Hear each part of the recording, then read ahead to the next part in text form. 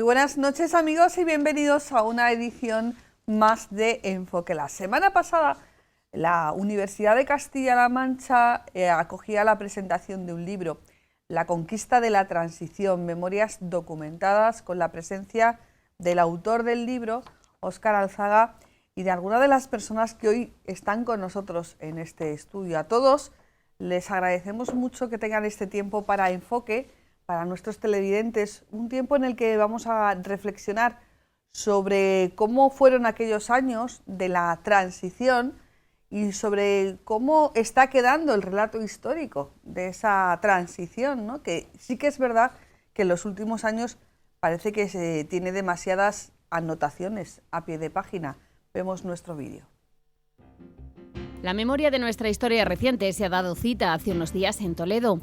Nombres como Adolfo Suárez, Dionisio Ridruejo, Torcuato Fernández Miranda o Manuel Jiménez Hernández fueron recordados en la sala de música de la Facultad de San Pedro Mártir por alguien que los conoció y compartió con ellos un tiempo vital para la historia de España. Óscar Alzaga, abogado, profesor universitario y político, ha querido dejar por escrito aquellos años. Editado por Marcial Pons, el libro tiene su origen en la preocupación de su autor por un hecho ocurrido a comienzos de la transición.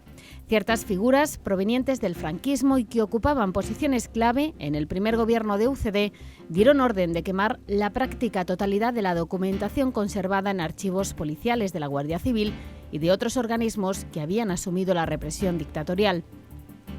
Según explica la editorial en su web, se dificultó así que los historiadores pudieran conocer la dialéctica real que se desplegó entre quienes sostuvieron el franquismo y quienes hicimos inevitable a la muerte de Franco la asunción de una democracia inspirada en modelos europeos. La conquista de la transición comienza en el año 1960 y en la universidad donde Alzaga desarrolló una parte importante de su vida personal, profesional y política. A caballo entre la historia, la memoria y el análisis político, el libro cuenta con importante documentación que sustenta cómo se gestó la transición, que no fue ni una carta otorgada graciosamente, ni tampoco un cambio de régimen, como se quiere ahora presentar por parte de algunos planteamientos ideológicos. Fue una conquista. La conquista de la transición, memorias documentadas, ha traído a Toledo a uno de sus principales protagonistas, que ha querido dejar este libro como testigo y testimonio de un tiempo que contribuyó a la España que hoy tenemos, con sus luces y con sus sombras.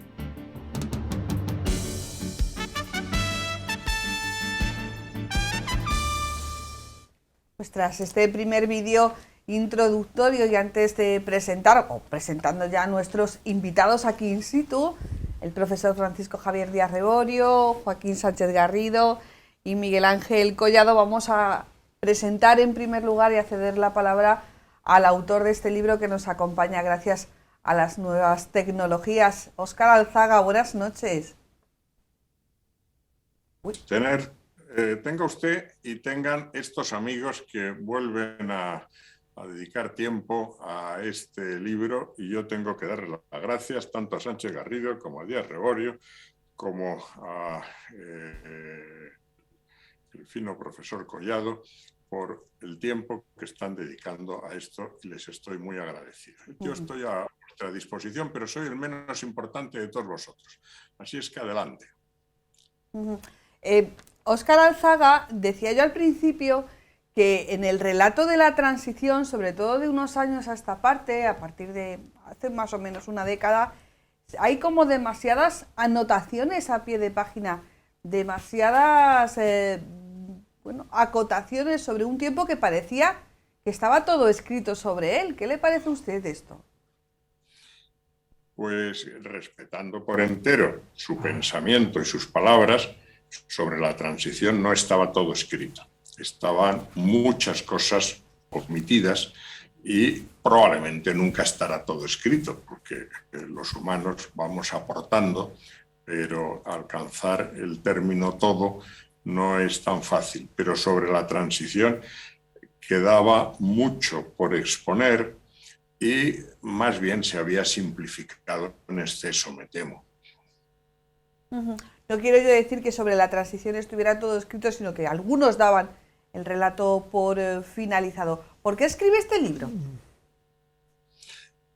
Bueno, pues yo escribo este libro precisamente porque en mi deformación de catedrático de universidad, que estamos deformados porque todos nos dedicamos a escribir libros para los alumnos, para los demás, pensamos que tenemos el deber de exponer, explicar aquello que conocemos y que a los demás podemos ayudarles a comprender, a tener un conocimiento completo, etc.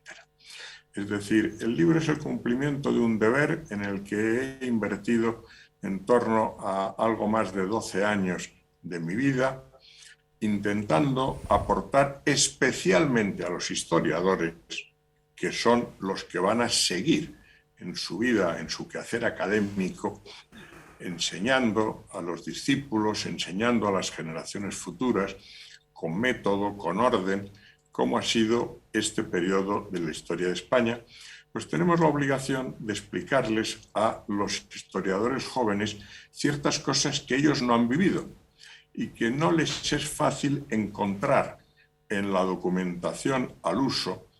Se ha hablado ya antes de la destrucción metódica que hubo de archivos y demás, pero realmente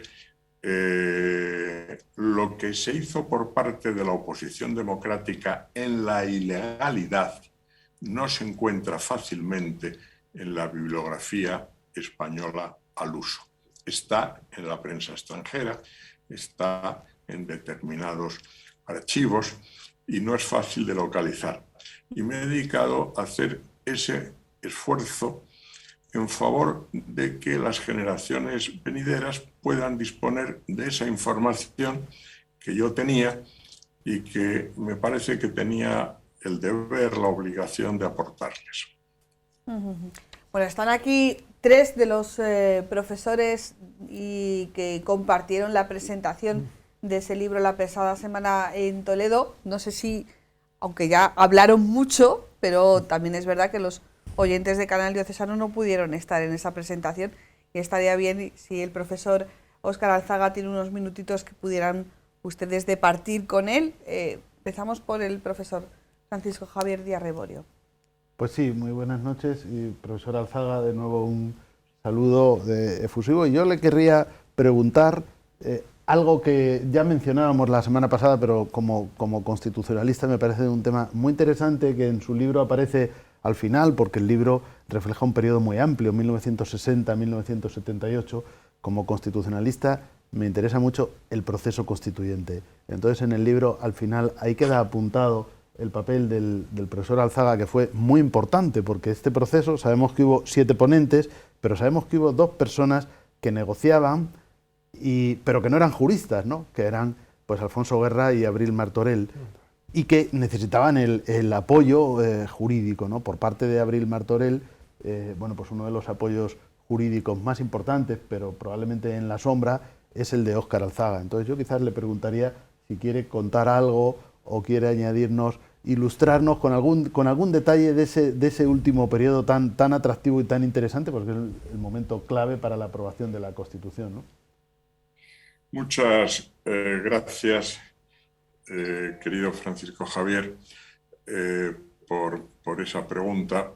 Estás preguntando por algo que es difícil de sintetizar en breves palabras, pero voy a intentarlo porque, como es natural, no me debo enrollar, porque los que nos escuchan pensarán que una explicación demasiado larga y prolija es una pelmada. Vamos a ver.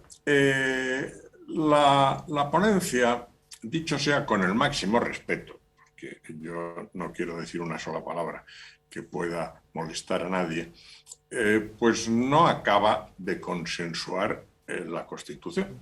Esto fue una realidad. Y el dato básico de que eso es así es que el ponente del PSOE, que era el principal partido de la oposición, no cualquier ponente, se retira de la ponencia, en muestra de que no se está dialogando con él, de que no se está pactando con él.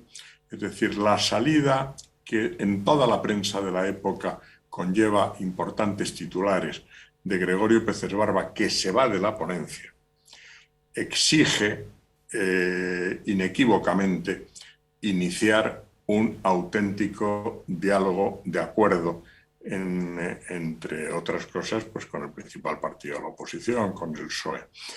¿Por qué era esto así? Pues porque los ponentes de UCD creyeron que con tener mayoría de 4 miembros, que ellos eran 3, y que unas veces cerraban con Fraga y otras con el representante del nacionalismo catalán, Miquel Roca, pues era suficiente con 4.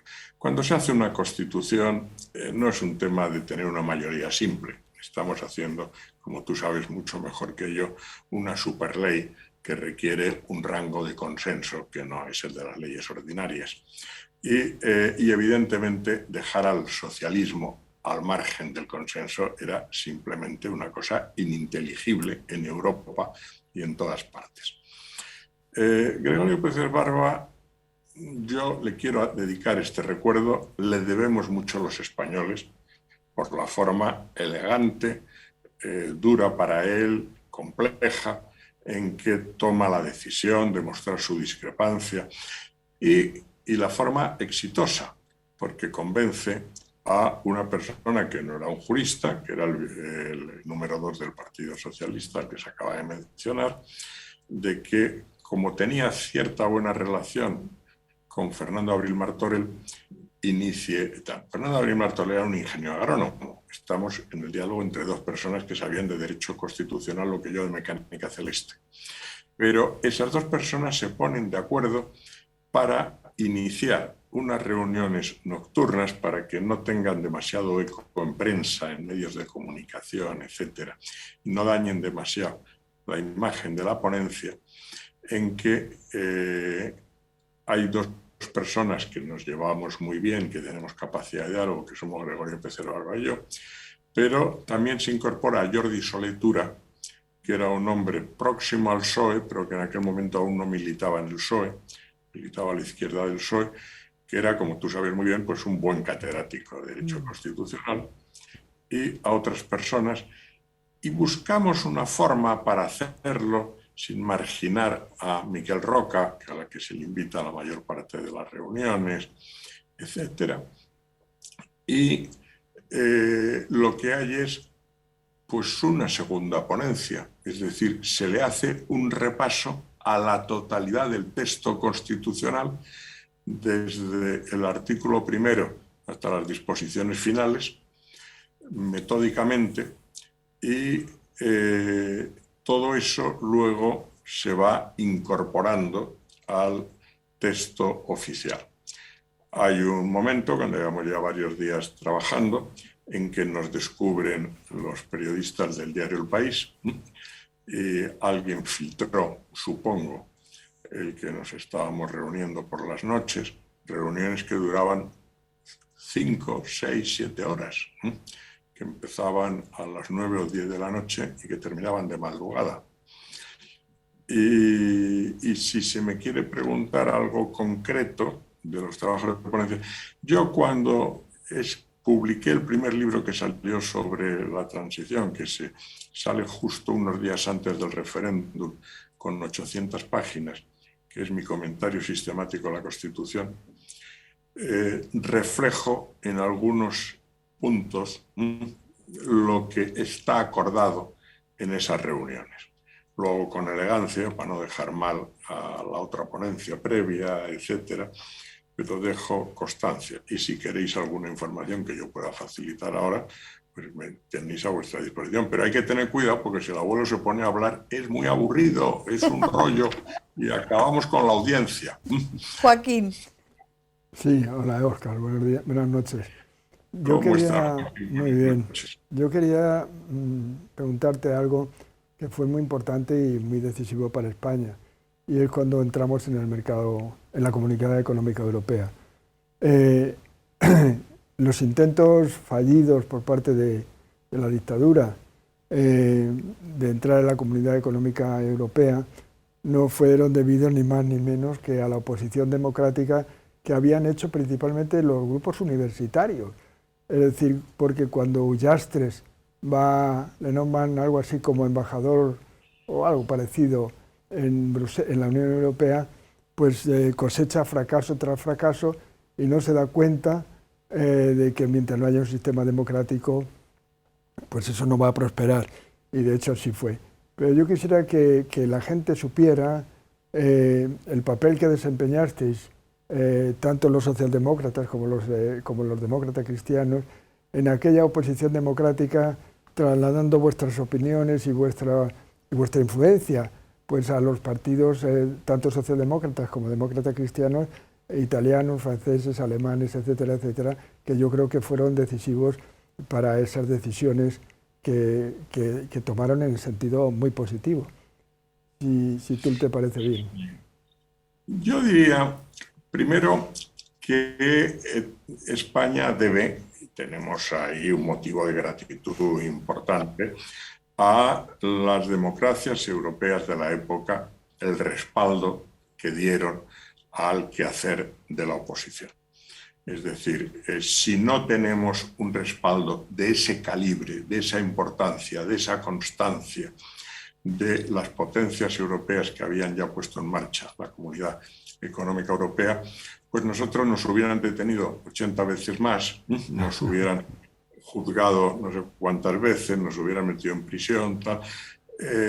Lo primero es que agradecer ese respaldo. Ese respaldo en que es verdad que los universitarios, como jóvenes europeístas que seguimos el proceso europeo con pasión, desempeñamos, como explico en el libro, un rol importante, tiene un punto de arranque que yo en el libro creo explicar con bastante detenimiento, que es el Congreso de Múnich.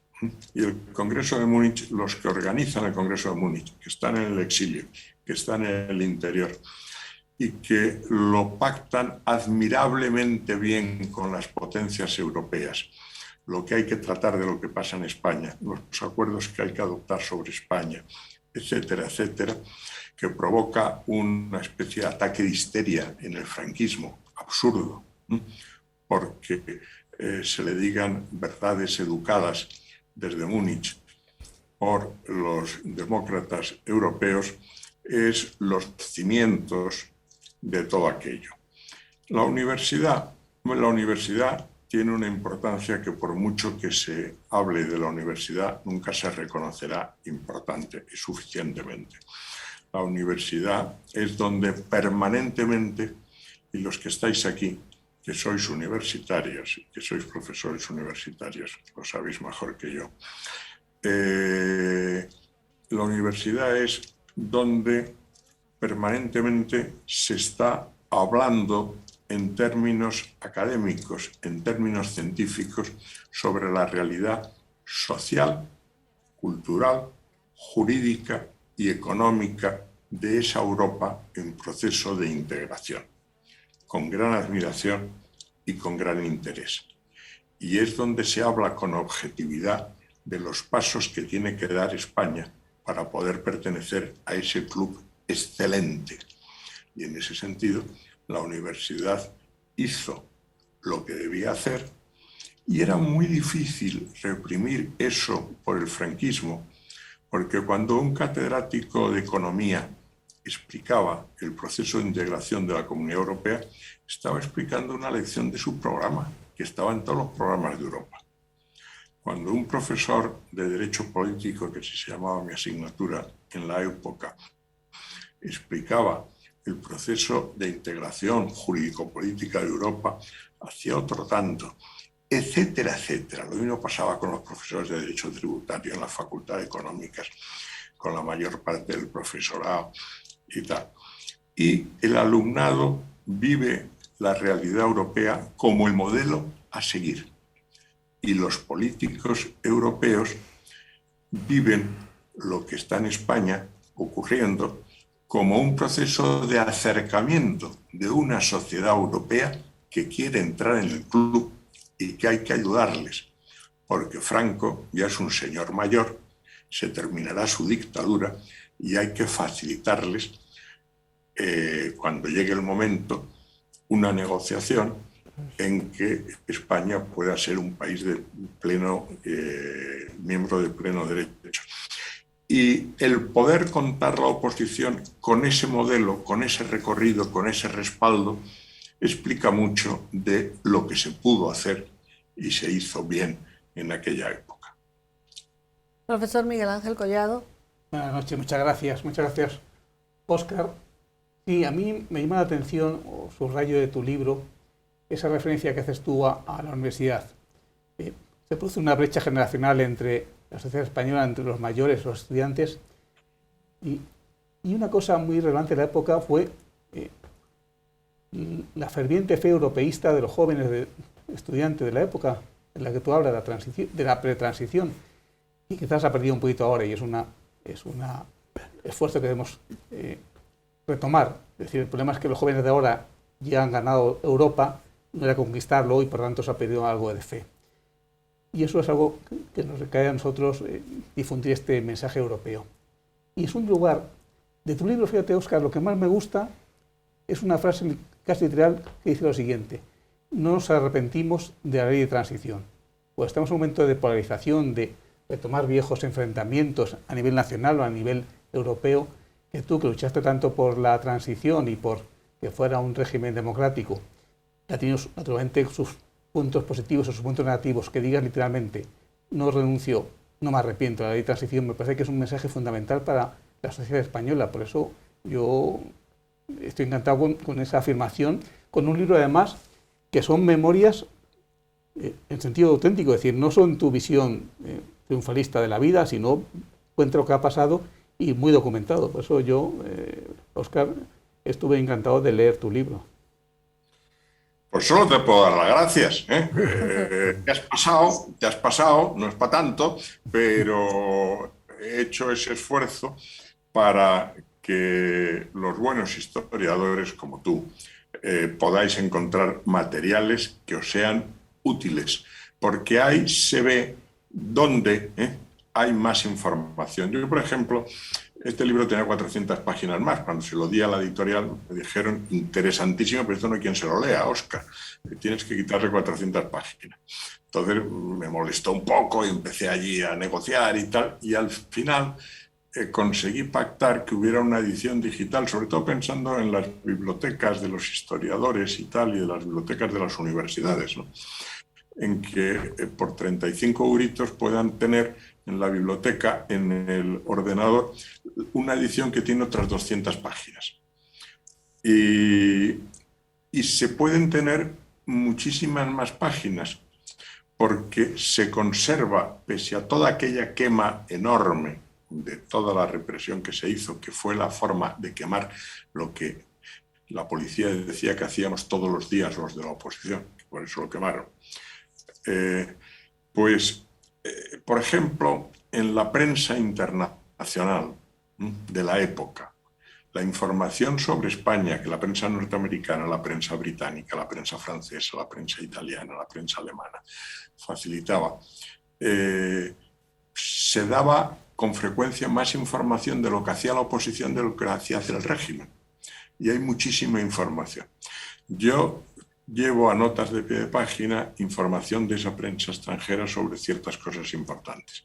Pero los historiadores, si se meten a leer Le Monde o el Times o el New York Times, etcétera, con orden y sobre todo sobre ciertos periodos, se van a encontrar información de primera mano de muchísimos acuerdos, de muchísimas decisiones, de muchísimas pasos adelante, etcétera, que la prensa extranjera iba narrando, ¿no?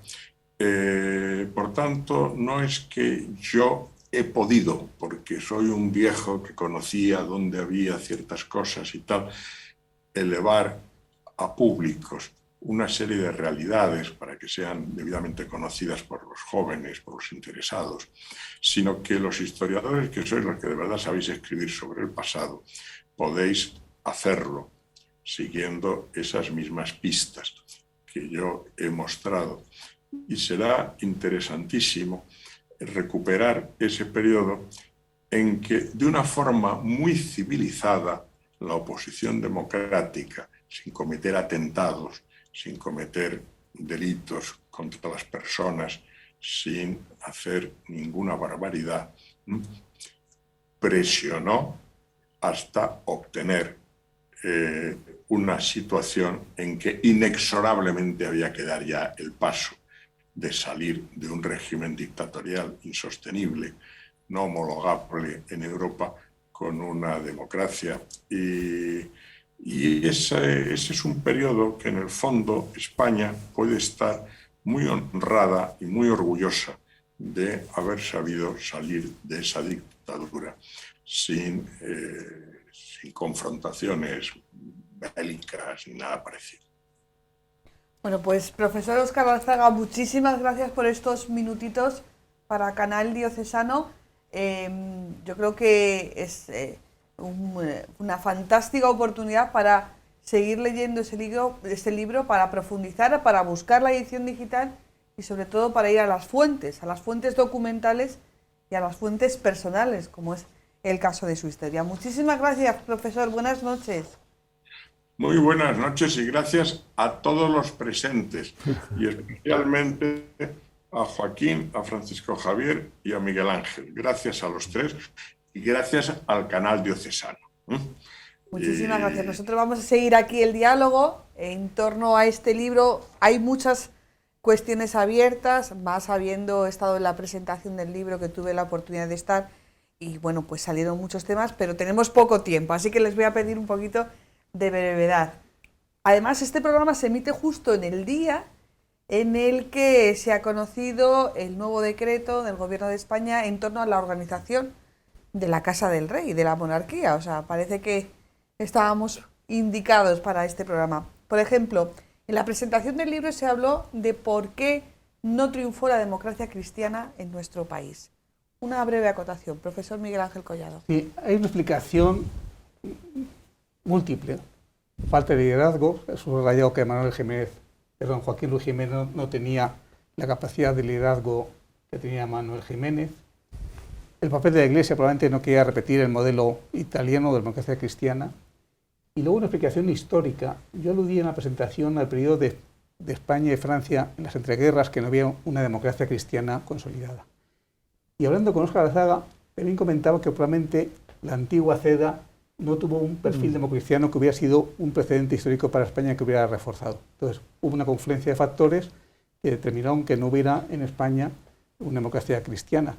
Probablemente UCD, y es un análisis ya arriesgado, probablemente UCD, que tuvo unos problemas de multifragmentación tremenda y divisiones internas, podría seguir el modelo de democracia cristiana italiana. En la democracia italiana había muchas familias, muchos sectores, muchos segmentos, pero fueron capaces de mantenerse en el poder.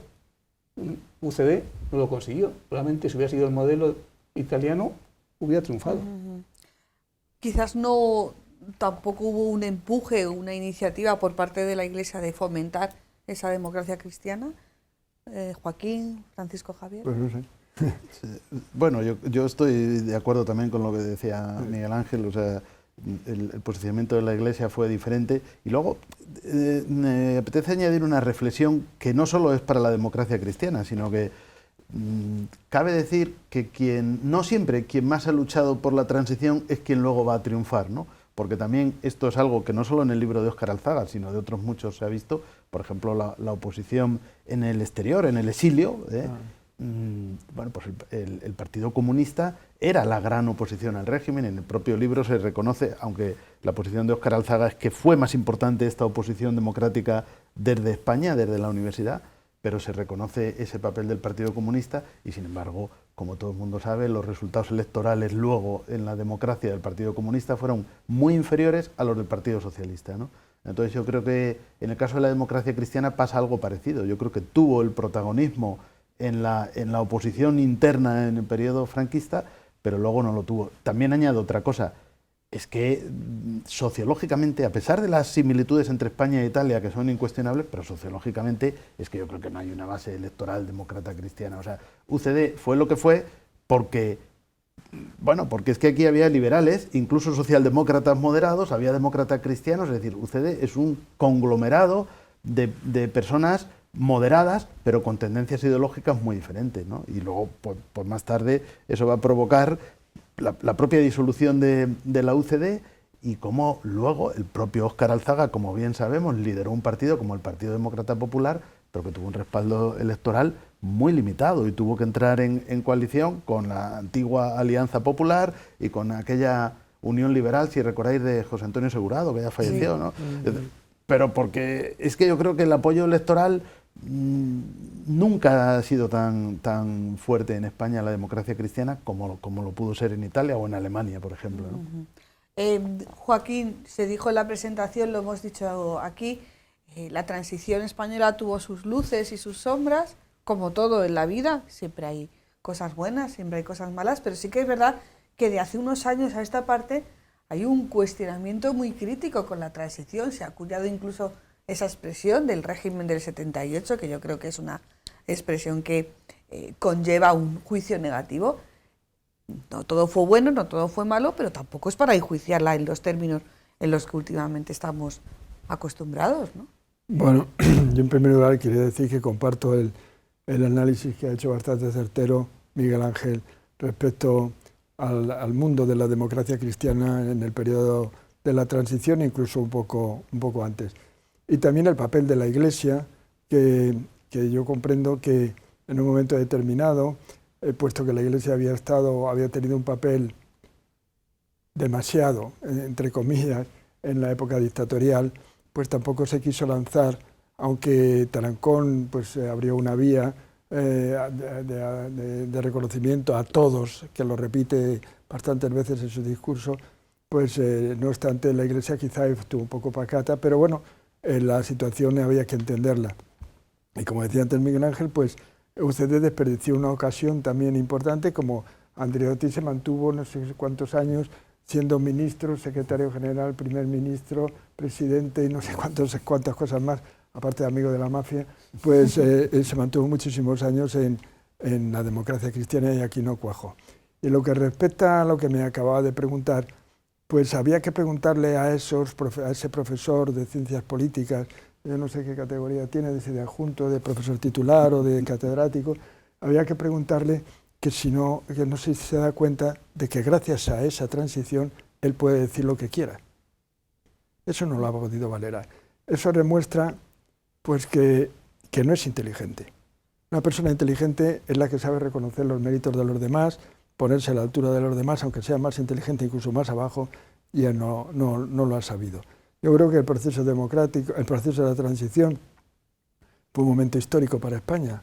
Y como han dicho antes Javier y como han dicho todos los que me han precedido en la palabra, pues el tener aquí, como tenemos una constitución con sus luces y sus sombras, porque siempre los constitucionalistas pensarán que había algunas cosas que se han podido retocar, pues es un periodo espléndido para España.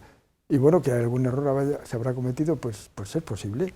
Pero bueno, también el derecho positivo pues está ahí para reformar lo que haya que reformar.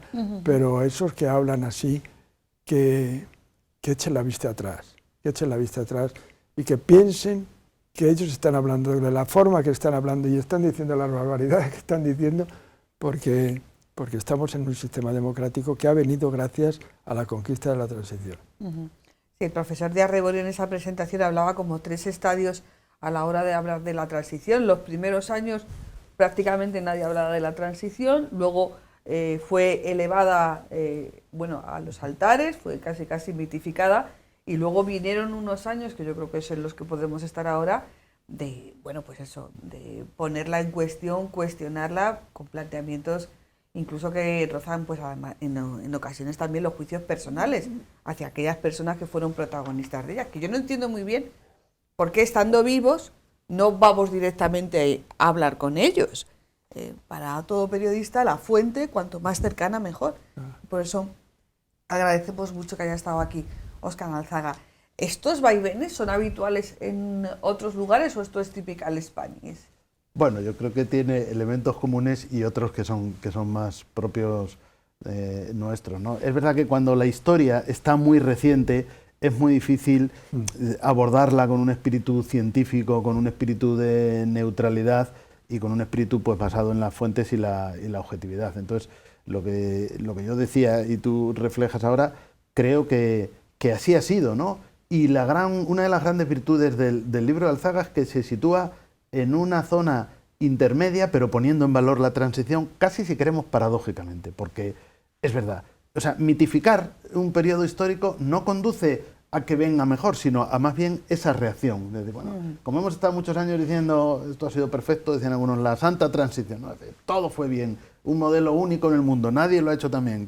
Bueno, pues entonces ahí puede haber esa reacción de decir, no todo fue tan bien, y bueno, ese tipo de argumentos del tipo, bueno, tenemos monarquía porque lo eligió Franco, y esto fue una pura continuidad y tal. El libro de Óscar Alzaga demuestra, es decir, es absolutamente insostenible la tesis de que esto es una mera continuidad del régimen franquista si aceptamos la tesis del profesor Alzaga, que yo creo que es muy convincente, de que el peso de la transición lo gana la oposición.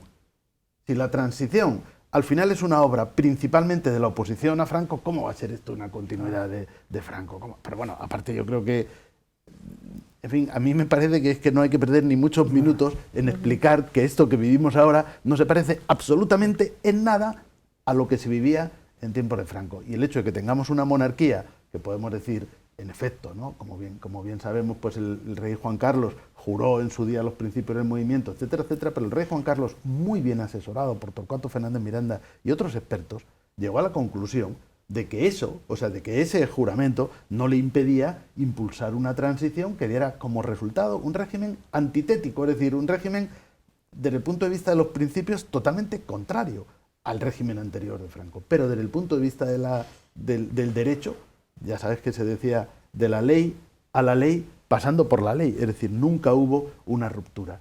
Y otra cosa que dice de Alzaga, que me parece muy interesante, es que dice, solo había 3 opciones, o sea, desde luego fue la mejor, porque las 3 opciones eran la ruptura, que podía habernos llevado al enfrentamiento, el no hacer nada y la pura continuidad, que era una opción que se descartaba y que obviamente la oposición jamás habría consentido. Y la tercera, pues es la que tuvimos, es decir, vamos a cambiar, pero un cambio pacífico, un cambio esencialmente sin violencia y sin ese tipo de crispación, y además jurídicamente pues casi irreprochable a partir de esa ley para la reforma política, que fue una 8ª ley fundamental, franquista en la forma, si queremos, pero ya democrática en el fondo, ¿no? En sus contenidos y con reconocimiento de los derechos, y que sentó las bases para nuestra Constitución, ¿no? Entonces, el libro de Alzaga es una gran contribución para ese estudio histórico, ¿no? Porque ya no está tan reciente el periodo, ¿no? Ya estamos hablando de bastantes décadas, y yo creo que hay que empezar a hacer estudios rigurosos, ¿no? Decía el profesor Díaz Rebodio que no todos aquellos que lucharon por la transición, bueno, pues se llevaron los éxitos, las mieles de la transición. Pasa también en la vida, porque si analizamos cómo se está contando la transición, pues no se pone en los primeros lugares de la lista, por ejemplo, el papel de la universidad, como se demuestra, no se pone en los primeros lugares de la lista el papel de la oposición o de las potencias europeas para facilitar, digamos que nos hemos quedado en un relato, pues sí, de calle, de las fuerzas de los partidos de oposición, el Partido Comunista, el Partido Socialista, pero bueno, yo creo que hay que profundizar. Eso pasa también en la vida, no el que más lucha luego sale en la foto. Y puede pasar también con los padres de la Constitución. Tenemos en la mente la famosa fotografía, eran 7, pero realmente había mucha más gente detrás. Pasa también en nuestro día a día, por ejemplo, con el día que tenemos hoy, cuando se ha aprobado ese decreto, no todos los que están ahí saliendo son realmente los protagonistas de nuestra historia. ¿Se pueden establecer paralelismos, aunque ya ha dicho algo el profesor Javier Díaz Rebodio sobre lo que tenemos? Sí, yo, como decías, la transición fue un logro colectivo de mucha gente, de líderes políticos, pero también la sociedad civil, los estudiantes, los profesores de la universidad. Cita Óscar en su libro una historia de una vez que está la policía en la Complutense, sale el decano de la Facultad de Derecho a pedirles que se moderen, y es regado con agua, con un chorro de agua y tirado al suelo. Es decir, hay gente anónima que ha trabajado por la transición, y como pasa hoy, ha hecho referencia en su brillante intervención Joaquín, pues de políticos que hablan mucho y alzan la voz. El problema es precisamente el de alzar la voz, y gente que está trabajando discretamente por el bien común se ven desplazados. Yo creo que también un éxito de la transición fue la capacidad de entendimiento de líderes políticos, del Partido Comunista, del Partido Socialista, de UCD. Los patos de Moncloa fueron un ejemplo de entendimiento en la política, en la economía, cuando hacía falta, y es algo que yo creo que se está perdiendo ahora. Sigo insistiendo en mi preocupación, nos estamos polarizando mucho como sociedad, y hay mucho tendencia al enfrentamiento que me preocupa. Por eso yo decía que la memoria de Alzaga tiene el valor de poner de relieve la importancia del entendimiento y de la reconciliación. Por eso sigo insistiendo en esa frase que parece importante reiterarla. No nos repetimos de la amnistía. Era una zona de entendimiento y tenemos que volver hacia el entendimiento entre todos, sabiendo que hay mucha gente trabajando por el bien común. Aunque hagan menos ruido, Joaquín.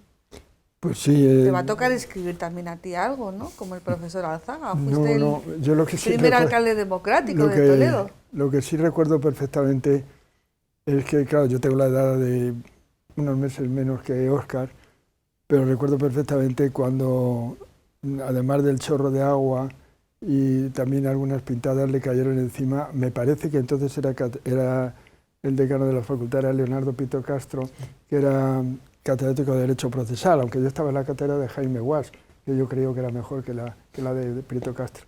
Eso es una cosa que digo yo. El caso es que, como decía antes Miguel Ángel, también en el éxito de la transición está el pueblo, está la sociedad civil, los ciudadanos de a pie que aceptaron muy bien pues todo lo que la oposición democrática y luego todos los partidos le pusieron encima de la mesa, que era una transición pacífica. Y esto es un mérito también del pueblo español, ¿no? Del pueblo llano. Pero el papel para mí, sinceramente, el papel de la universidad ha sido clave. Para mí el tema de la universidad ha sido clave.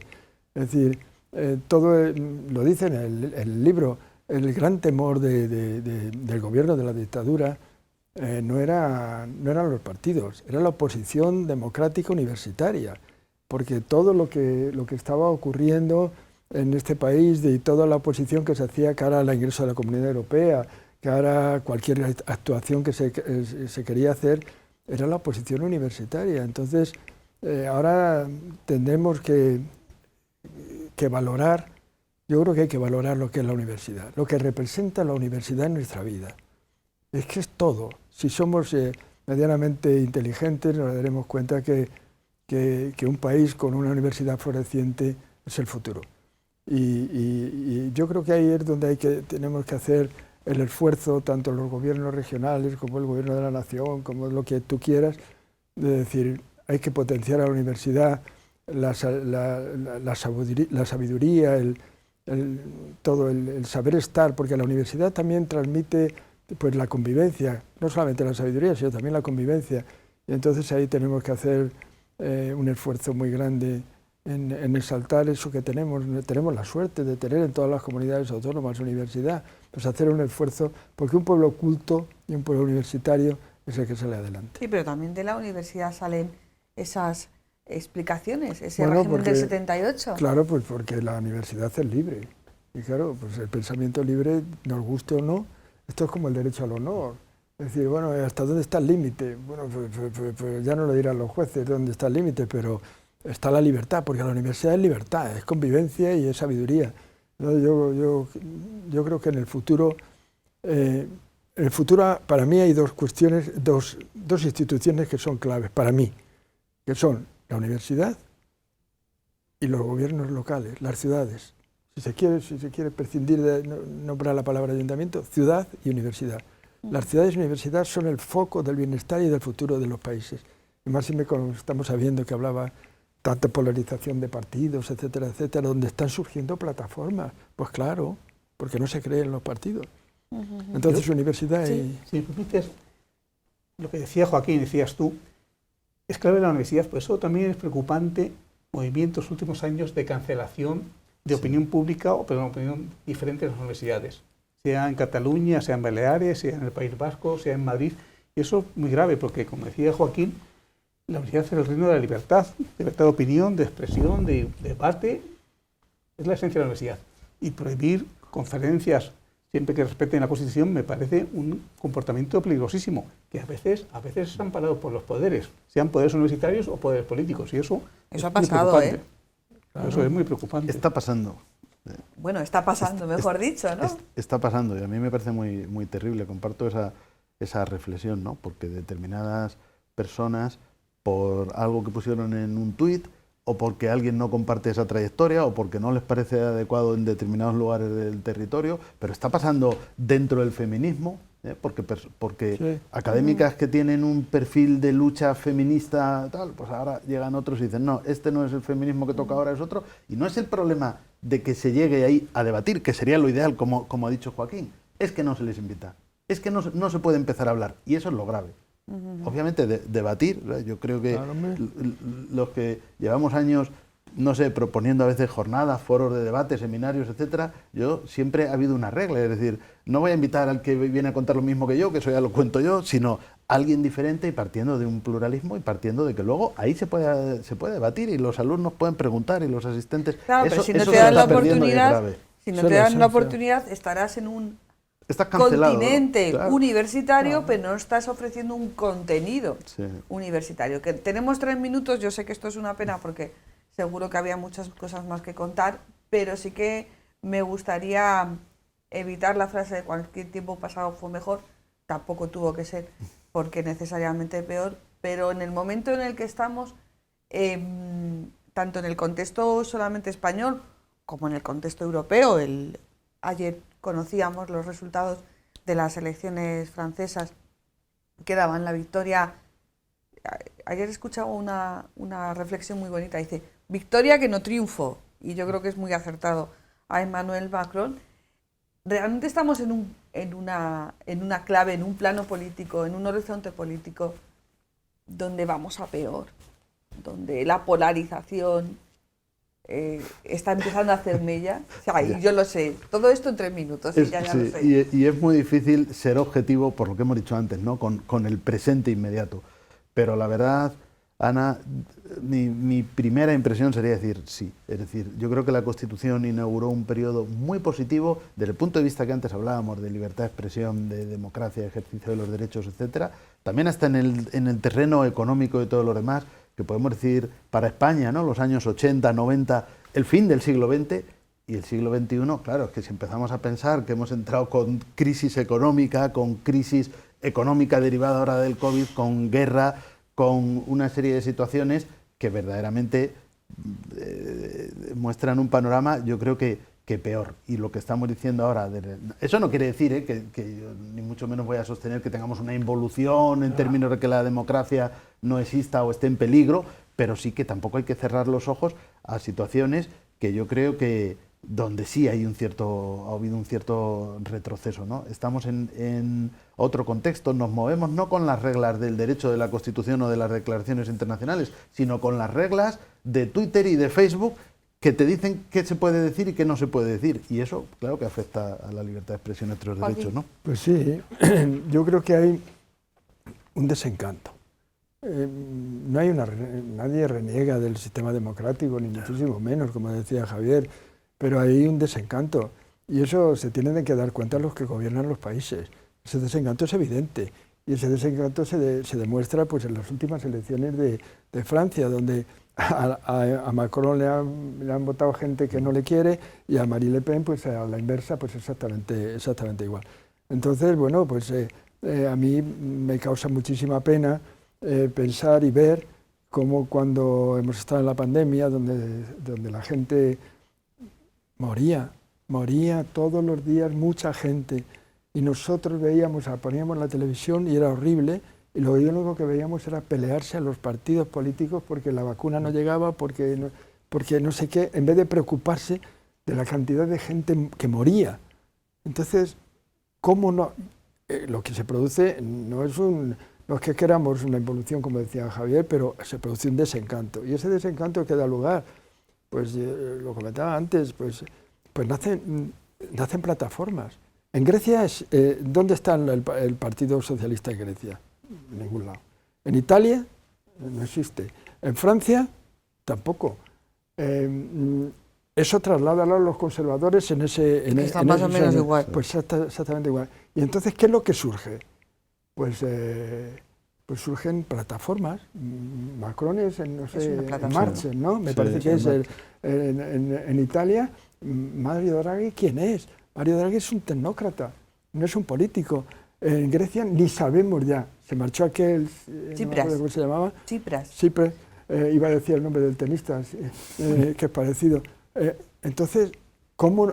Pues aquí surgirá, pues ahí se está, no digo yo que sea, pero ahí está Yolanda Díaz tratando de hacer una plataforma. ¿Pero por qué? Pues por el desencanto. Miguel Ángel, te toca cerrar. Joaquín... A ver cómo arreglas esto. Sí, no. Que la gente se tiene que ir a acostar esta noche. No. Sí, el problema es de quién es la culpa, Joaquín. Yo, a diferencia de Javier Reborio, yo soy antropológicamente optimista. Yo creo que la sociedad, cuando se encuentra frente al abismo, reacciona. Ha reaccionado con la pandemia. La sociedad española o mundial estaba adormecida o viviendo en la tranquilidad, como unos epicúreos, y hemos reaccionado. Yo creo que en momentos de dificultades reaccionamos como sociedad.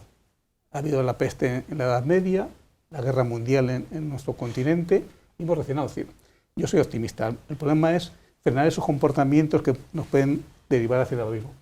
Frenar esos extremismos políticos o sociológicos o de ideas, ¿no? Y sobre todo los que hacen mucho ruido para distraer a la sociedad. Yo soy optimista, ¿verdad? Bueno, pues yo creo que nos podemos quedar con estos tres análisis, cada uno, yo creo que los tres en la misma dirección, pero cada uno con el aporte personal. Ha sido un placer teneros aquí a vosotros, también al profesor Óscar Alzaga. A veces una tiene que dar gracias por su trabajo siempre, pero en ocasiones como esta, pues también, y sobre todo por la amabilidad que habéis tenido de estar una vez más con nosotros en esta casa. Nosotros nos vamos, pero volvemos la semana que viene con más enfoque. Buenas noches.